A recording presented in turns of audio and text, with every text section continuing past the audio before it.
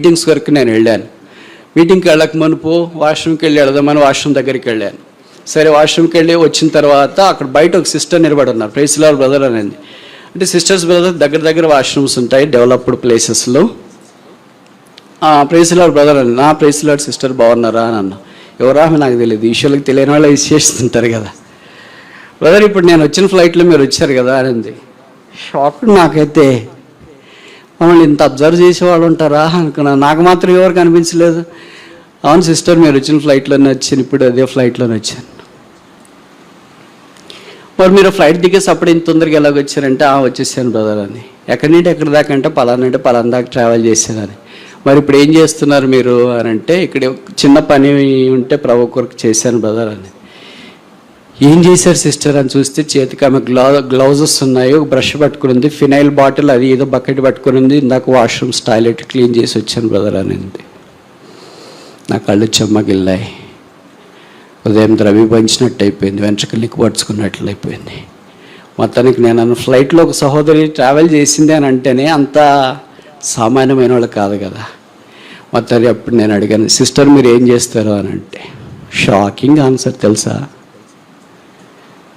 నేను ఆ విమానం పైలట్ని.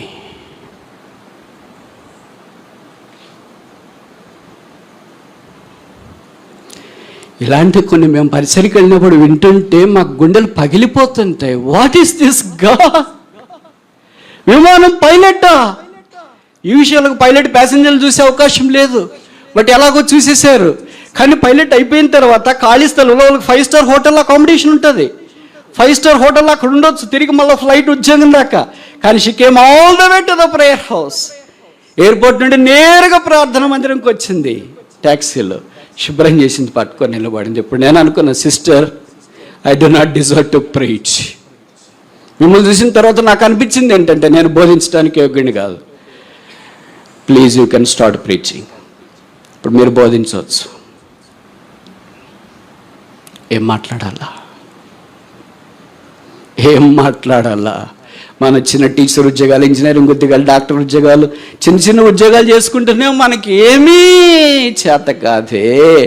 గాలిలో తిరిగే వాళ్ళు చీపురు పట్టుకుంటున్నారు, ఫినైల్ బాటిల్ పట్టుకుంటున్నారు, బస్సులు పట్టుకుంటున్నారు, తిరుగుతున్నారు. తెలిసి ఎక్కడో అనుకోవద్దు, నా కళ్ళకి తారసపడ్డ వాళ్ళు. దేవుడు అలాంటి వాళ్ళకి అన్యాయం చేస్తాడని మీరు అనుకుంటారా? కీడు చేస్తాడని మీరు అనుకుంటారా? ఆశీర్వదించుకోవడం మానుకుంటారని మీరు అనుకుంటారా? ఇంకా తర్వాత ఎంత ఇంటర్నేషనల్ ఫ్లైట్ పైలట్ అయిపోతారు, ఇంకేమైపోతారు? ఐ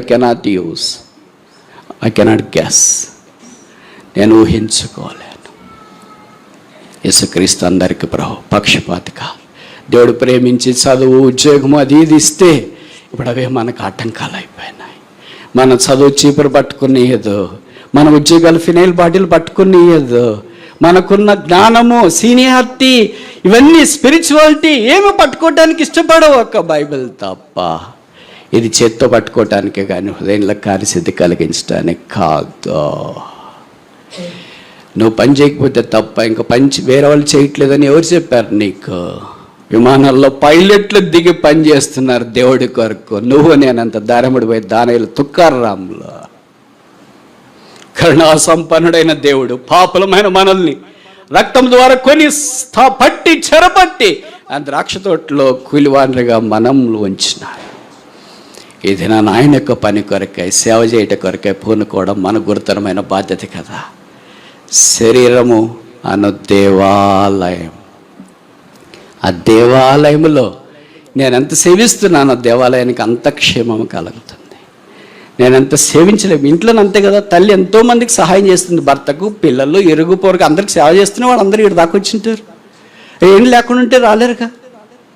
అలాగే దేవుని మందిర ఆత్మ సంబంధమైన పరిచర్య. నేను భౌతికమైన పరిచర్య గురించే మాట్లాడలేదు. మీరు భౌతికమైన పరిచర్య ఒకటే తలంచుకోవద్దండి. ఆత్మ సంబంధమైన పరిచర్య ఏమి చేసినట్లు ఉపవాసం ఉండి ప్రార్థన చేసి ప్రజల కొరకే దేవుని సన్నిధిలో ఉదయం లేచిన వెంటనే కన్నీటితో చేతులెత్తి ప్రార్థన చేసే ఇలాంటి విధవరాండ్రు లాంటి వాళ్ళు ఉంటే ఎంత ఆశీర్వాదం. ఇది మనం చేయలేకపోతే